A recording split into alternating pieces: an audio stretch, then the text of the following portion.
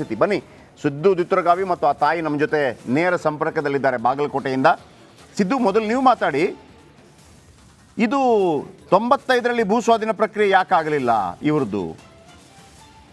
ಅವ್ರಿಗೆ ಕೇಳ್ತಾ ಇದೆಯಾ? ನೀವೊಂದು ಹಾಕೊಳ್ಳಿ. ಓಕೆ ಅಮ್ಮ, ನನ್ನ ಧ್ವನಿ ಕೇಳಿಸ್ತಾ ಇದೆಯೇನಮ್ಮ?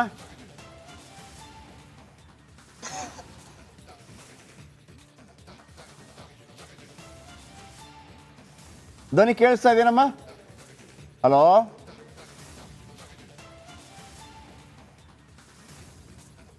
ಯಮುನವ್ವ ಅವರೇ?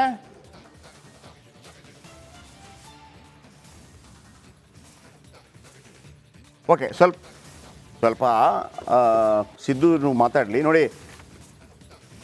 ಇಲ್ಲಿದೆ ನೋಡಿ, ನನ್ನ ಬಳಿ ದಾಖಲೆ ಇದೆ. ಭಾಳ ಅದ್ಭುತವಾದಂಥ ಮಾಹಿತಿಯನ್ನು ತಗೊಂಡ್ಬಂದಿದ್ದಾರೆ. ಇಷ್ಟೇ ಸರ್, ಆಲಮಟ್ಟಿ ಜಲಾಶಯಕ್ಕೆ 95 ಶುರುವಾಗುತ್ತೆ. ಇವ್ರ ಜಾಗ ಇರುತ್ತೆ 1 ಎಕರೆ 19 ಗುಂಟೆ. ಬಿಟ್ಬಿಡ್ರಪ್ಪ ಅಂತ ಹೇಳ್ತಾರೆ, ಬಿಟ್ಬಿಡ್ತಾರೆ. ಪರಿಹಾರ ಕೊಡ್ತೀವಿ ಅಂತೇಳಿ ಅದನ್ನು ಸೇರಿಸೋದೇ ಇಲ್ಲ 95ಇಂದ. ಆ ಪರಿಹಾರನೇ 35 ಲಕ್ಷ ಅಂತೆ. 30 ವರ್ಷ ಆಯ್ತು ಈಗ. 95, 2005, 2015, 2025 ಆಯ್ತು, 29 ವರ್ಷ. ಆ 35 ಲಕ್ಷವನ್ನು ಪಾಪ ಅವ್ರು ಬ್ಯಾಂಕಲ್ಲಿ ಇಟ್ಟಿದ್ರು ಕೂಡ ಇವತ್ತು 3 ಕೋಟಿ ಆಗ್ತಿತ್ತು. 3 ಕೋಟಿ ಆಗ್ತಿತ್ತು ಸರ್ 30 ವರ್ಷದಲ್ಲಿ. 3 ಕೋಟಿ. 7% ಇಂಟ್ರೆಸ್ಟಲ್ಲೇ ಹೇಳ್ತಿರೋದು ನಾನು. ಬನ್ನಿ, ಸಂಬಂಧಪಟ್ಟವರು ಇದನ್ನು ಆದಷ್ಟು ಬೇಗ ಭಾಳ ಸೀರಿಯಸ್ ಆಗಿ ತಗೋಬೇಕು. ಅದು ಏನಿದೆ ನಿಮ್ಮ ಕರ್ಮಕಾಂಡ ಸರಿ ಮಾಡಿಸಿ. ಅದನ್ನು ನಾವ್ಯಾಕೆ ಸಾಯ್ಬೇಕು? ಅದಕ್ಕೆ ನಿಮಗೆ ಸಂಬಳನೂ ಕೊಡಬೇಕು, ಇದನ್ನು ಮಾಡ್ಕೊಂಬಿಡ್ಬೇಕು ಅಂತಂದರೆ ಹೆಸರು ಹೇಳ್ತೀನಿ ಕೇಳಿ. ಎಲ್ಲ ರೆಡಿಯಾಗಿ ತಾಯಿಯನ್ನು ಕರ್ಕೊಂಬರ್ತೀವಿ, ಕೆಲಸ ಮಾಡಿಕೊಡಿ. ಇಲ್ಲ ಅಂತಂದ್ರೆ ಏನು ಮಾಡ್ಬೇಕು ನಮ್ಗೆ ಗೊತ್ತಿದೆ. ಶ್ರೀ ಗಿತ್ತೆ ಮಾಧವ ವಿಠಲ್ ರಾವ್, ಮಹಾವ್ಯವಸ್ಥಾಪಕರು, ಭೂಸ್ವಾಧೀನ ಕೃಷ್ಣಾ ಮೇಲ್ದಂಡೆ ಯೋಜನೆ. ಮತ್ತೊಮ್ಮೆ ಹಾಕಿ, ಶ್ರೀ ಗಿತ್ತೆ ಮಾಧವ ವಿಠಲ್ ರಾವ್, ಮಹಾವ್ಯವಸ್ಥಾಪಕರು, ಭೂಸ್ವಾಧೀನ ಕೃಷ್ಣಾ ಮೇಲ್ದಂಡೆ ಯೋಜನೆ. ಸರ್, ನಿಮಗೆ ಗೊತ್ತಿದೆಯೋ ಗೊತ್ತಿಲ್ವೋ, ನಿಮ್ಮ ಗಮನಕ್ಕೆ ಬಂದಿದೆಯೋ ಬಂದಿಲ್ವೋ, ಇಂಥ ವಿಚಾರ ಅಂತೂ ಇದೆ. ಆದರೆ 30 ವರ್ಷಗಳ ತನಕ ಬಂದಿಲ್ಲ ಅಂತಂದರೆ ನೀವು ಇದನ್ನೇ ತಾನೇ ಮಾಡ್ತಿರೋದು, ಬೇರೆ ಯಾವುದೂ ಅಲ್ವಲ್ಲ. ನಾನು ಒಮ್ಮೊಮ್ಮೆ ಕೇಳ್ತಾ ಇರ್ತೀನಿ, ಹೆಂಗೆ ಗೊತ್ತಾಗತ್ತೆ? ಈಗ ಮುಖ್ಯಮಂತ್ರಿಗೆ, ಪ್ರಧಾನಮಂತ್ರಿಗೆ ನೀವು ಯಾಕೆ ಬಂದಿಲ್ಲ ಅಂತ ಕೇಳೋ ತಪ್ಪಪ್ಪ. ಯಾವುದೊಂದು ಗ್ರಾಮದಲ್ಲಿ ಏನೋ ಒಂದು ಆಗಿರುತ್ತೆ, ಹರ್ ಘರ್ ಬಿಜ್ಲಿ ಅಂತ ನರೇಂದ್ರ ಮೋದಿ ಅವರು ಹೇಳ್ತಾರೆ. ಇಲ್ಲೊಂದು ಬರದೇ ಇದ್ದಾಗ ನಾನು ಮೋದಿಯವರನ್ನು ಕೇಳೋಕ್ಕಾಗತ್ತಾ? ಅಲ್ಲಿ ಲೋಕಲೈಟ್ಸ್ ಲೀಡರ್ಗಳು ಸಂಬಂಧಪಟ್ಟವ್ರು ಏನು ಮಾಡ್ತಾ ಇರ್ತಾರೆ? ಕಲೆ ಕಾಯಿ ತಿಂತಿರ್ತಾರೆ. ಇನ್ನೊಂದು ಯಾವುದಾದ್ರೂ ಅನ್ನಭಾಗ್ಯ ಯೋಜನೆಯದ್ದು ಸಿದ್ದರಾಮಯ್ಯ ಮಾಡಿರ್ತಾರಪ್ಪ. ಅಲ್ಲಿ ಹೋಗದೇ ಇದ್ದಾಗ ಅಲ್ಲಿ ಸಿದ್ದರಾಮಯ್ಯನವರೇ ಯಾಕೆ ಅಂತ ಕೇಳೋಕ್ಕಾಗತ್ತೆ? ಒಂದು ಒಂದು ಒಂದು ಒಂದು ಗಮನಕ್ಕೆ ತರೋದು ಮಾಡ್ಬೋದು, ಮಾಡ್ತೀವಿ. ಸಿದ್ದರಾಮಯ್ಯನವರೇ ಅಥವಾ ನರೇಂದ್ರ ಮೋದಿ ಅವರೇ, ನಿಮ್ಮ ಕನಸಿನ ಯೋಜನೆ ಹಳ್ಳ ಹಿಡಿತಾ ಇದೆ ಅಂತ ಮಾಡ್ತೀವಿ. ಈಗ ಎಜುಕೇಷನ್ ವಿಚಾರಕ್ಕೆ ಬಂದಾಗ DDPI, BEO ಅದೊಂದು ಲೈನೇ ಇದೆ. ಅವರ ಹತ್ರ ನಾವು ಆರೋಗ್ಯ ವಿಚಾರಣೆಯನ್ನು ಕೇಳೋದಿಲ್ಲ. ಕೇಳ್ತೀವ BO ಹತ್ರ?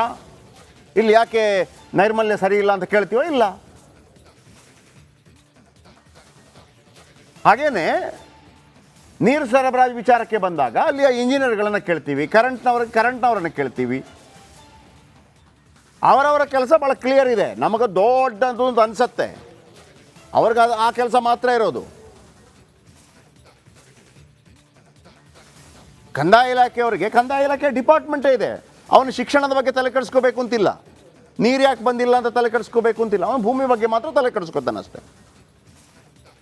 ನಂಬರ್ 1, ಗಿತ್ತೆ ಮಾಧವ ವಿಠಲ್ ರಾವ್ ಅವರೇ, ನಿಮ್ಮ ಗಮನಕ್ಕೆ ಬಂದಿಲ್ಲ ಅಂದರೆ ನಾವೇ ಕರ್ಕೊಂಬರ್ತೀವಿ. ಇದರ ಬಗ್ಗೆ ಒಂದು ಅದ್ಭುತವಾಗಿ ಆ ತಾಯಿಗೆ ಪರಿಹಾರ ಕೊಡುವಂಥದ್ದಾಗಬೇಕು. 30 ವರ್ಷಗಳಿಂದ, ನನ್ನ ಪ್ರಕಾರ 30 ವರ್ಷದ ಬಡ್ಡಿ ಸಮೇತ ಸೇರಿಸಿಕೊಡ್ಬೇಕು. ನೀವು ಕೋರ್ಟ್ಗೆ ಹೋದರೆ ಯಾರಾದರೂ ಲಾಯರ್ಗಳಿದ್ದರೆ ಮುಂದೆ ಬನ್ರಪ್ಪ, ಕೋರ್ಟ್ಗೆ ಹೋಗಿ ದಯವಿಟ್ಟು ಒಂದು ಹೆಲ್ಪು. ಎರಡನೇದು ಯಾರು? KM ಜಾನಕಿ ಮೇಡಮ್, ಜಿಲ್ಲಾಧಿಕಾರಿಗಳು. ಇವ್ರಿಗೂ ಇದಕ್ಕೂ ಸಂಬಂಧ ಇರೋದಿಲ್ಲ, ಯಾಕಂದರೆ ಜಿಲ್ಲಾಧಿಕಾರಿಗಳು ಚೇಂಜ್ ಆಗ್ತಾ ಇರ್ತಾರೆ. ಆದರೆ ಯಾಕೆ ನಾನು ಇದನ್ನು ಗಮನಕ್ಕೆ ತರ್ತಾ ಇದ್ದೀನಿ ಅಂತಂದರೆ, ಇವರು ಮನಸ್ಸು ಮಾಡಿ ಕೇಳ್ಬೋದಲ್ಲಿ ಏನಾಗ್ತಿದೆ, ಯಾಕೆ ಈ ತಾಯಿಗೆ ಹಿಂಗಾಗ್ತಿದೆ ಅಂತೇಳಿ. ಒಬ್ಬ ಜಿಲ್ಲಾಧಿಕಾರಿ ಅಂತಂದರೆ ಒಂದು ಜಿಲ್ಲೆಗೆ ಮುಖ್ಯಮಂತ್ರಿ ಇದ್ದಾಗೆ. ಆಮೇಲೆ ಜಾನಕಿಯವರು ಹೆಣ್ಮಗಳಾಗಿರೋದ್ರಿಂದ ಈ ತಾಯಿಯ ಕಷ್ಟ ಅವ್ರಿಗೂ ಅರ್ಥ ಆಗಬಹುದು, ಈಸಿ ಅಂತ. ಹೆಣ್ಮಕ್ಳಿಗೆ ಸ್ಪಂದನೆ ಜಾಸ್ತಿ ಇರುತ್ತೆ ಅಂತ. ಶಶಿಧರ್ ಕುರೇರ್ ಅವರಿದ್ದಾರೆ, CO. ಭಾಳ ಫೇವ್ರೆಟ್ ನನಗೆ ಇವರು ಶಶಿಧರ್ ಕುರೇರ. ಇವರೆಂಥ ಅದ್ಭುತ ಕೆಲಸಗಳನ್ನು ಈ ಹಿಂದೆ ಕೂಡ ಮಾಡಿಕೊಟ್ಟಿದ್ದಾರೆ ನಮಗೆ ಅಂತಂದರೆ, ನೀವು ಇತ್ತೀಚೆಗೆ ಒಂದು ಸ್ಟೋರಿ ಮಾಡಿದ್ದೆ ಆ ಕಡೆದು, ಒಂದು ಸ್ಕೂಲು ಅಲ್ಲಿ ಸ್ಮೆಲ್ ಬರ್ತಾಯಿತ್ತು, ಚರಂಡಿ, ಇವರೇ ಹೋಗಿ ಮಾಡಿಸಿದ್ರು. ಈ ಹಿಂದೆ ಕೂಡ ನಾನು ಅನೇಕ ಕೆಲಸಗಳನ್ನು ಮಾಡಿದ್ದೀನಿ. ಶಶಿಧರ್ ಕುರೇರ ಅವ್ರು ಮಾಡಿಸ್ಕೊಟ್ಟಿದ್ದಾರೆ. ಭಾಳ ಬೇಗ ಜಿಲ್ಲಾಧಿಕಾರಿ ಆಗ್ತಾರೆ, ನೋಡ್ತಾ ಇರಿ ನೀವು. ಶಶಿಧರ್ ಕುರೇರ ಅವರಿದ್ದ ಕಾರಣಕ್ಕಾಗಿ ಸ್ವಲ್ಪ ವಿಪರೀತ ಧೈರ್ಯ ಬಂತು ನನಗೆ, ವಿಪರೀತ ಧೈರ್ಯ ಬಂತು ನನಗೆ. ಶಶಿಧರ್ ಕುರೇರ, ಈಗ ನಾನು ಅವರನ್ನು ಹೊಗಳಿದೆ ಅಂತಲ್ಲ, ಈಗ ಮಾಂತೇಶ್ ಬೀಳಗಿಂದ ಜಿಲ್ಲಾಧಿಕಾರಿಗಳಿದ್ರು, ಈಗ MD ಆಗಿರಬೇಕು. ಎಷ್ಟು ಅದ್ಭುತ ಕೆಲಸಗಳನ್ನು ಮಾಡಿಕೊಡೋರು.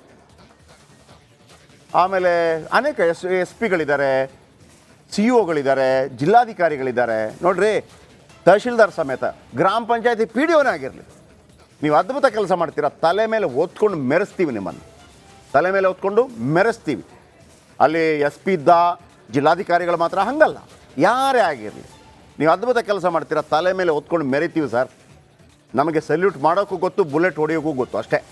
ಶಶಿಧರ್ ಕುರೇರ ಅವರಿದ್ದ ಕಾರಣಕ್ಕಾಗಿ ಪ್ರಾಬ್ಲಮ್ ಸಾಲ್ವ್ ಆಗುತ್ತೆ ಅಂತ ಅಂದ್ಕೊಂಡಿದ್ದೀನಿ. PC ಗದ್ದಿಗೌಡರು ಸಂಸದರು, ಗದ್ದಿಗೌಡ್ರೆ ನೋಡಿ, ಈ ತಾಯಿ 30 ವರ್ಷದಿಂದ ನಿಮ್ಗೆ ಯಾವತ್ತೂ ಕಣ್ಣಿಗೆ ಕಾಣಲೇ ಇಲ್ವ ಇವರು?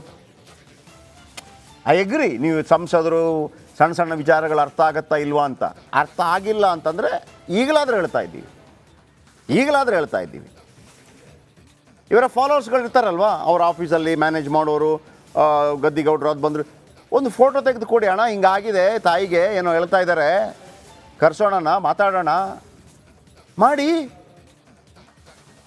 ಆ್ಯಂಡ್ RB ತಿಮ್ಮಾಪುರ್ ಉಸ್ತುವಾರಿ ಸಚಿವರು, ಬಾಗಲಕೋಟೆ ಉಸ್ತುವಾರಿ ಸಚಿವರು RB ತಿಮ್ಮಾಪುರ್.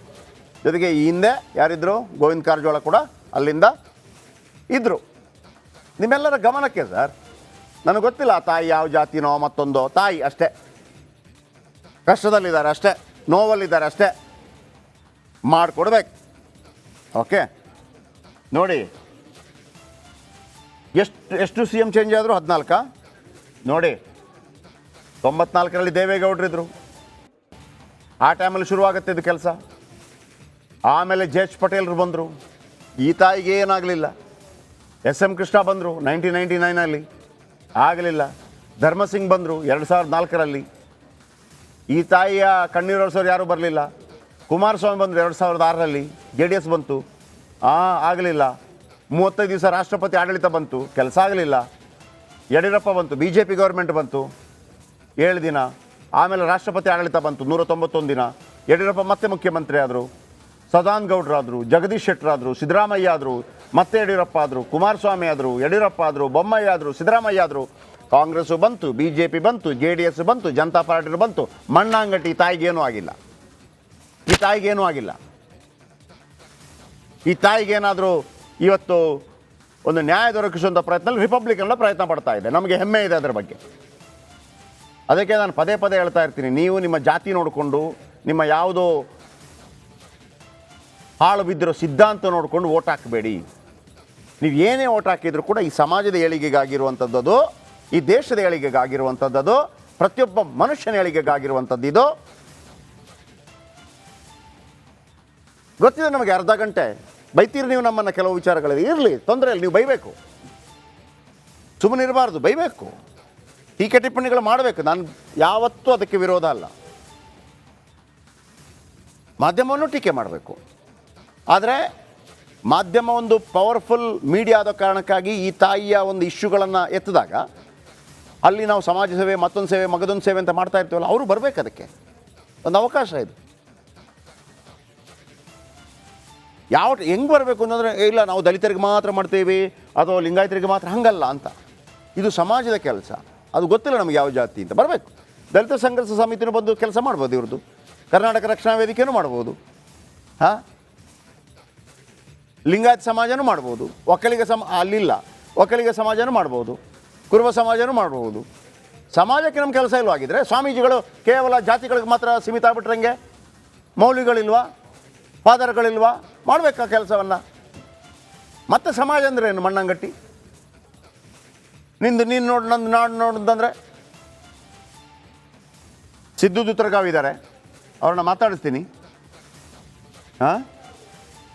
ಬ್ರೇಕ್ ಆದ ನಂತರ ಸಿದ್ದು ಅವ್ರ ಹತ್ರ ಮಾತಾಡಿಸ್ತೀನಿ. ನೀವೇ ಮಾತಾಡಿಸಿ ಸಿದ್ದು, ಹೆಂಗಾಯ್ತದು, ಯಾಕೆ ಈ ಥರ ಆಗೋದಕ್ಕೇನು ಕಾರಣ 95ರಿಂದ. ಅಂದರೆ ಒಬ್ಬ ಅಜ್ಜಿಯನ್ನು ಕೇಳೋರು ಯಾರು ಇಲ್ವಾ ಆಗಿದ್ರೆ ಛೇ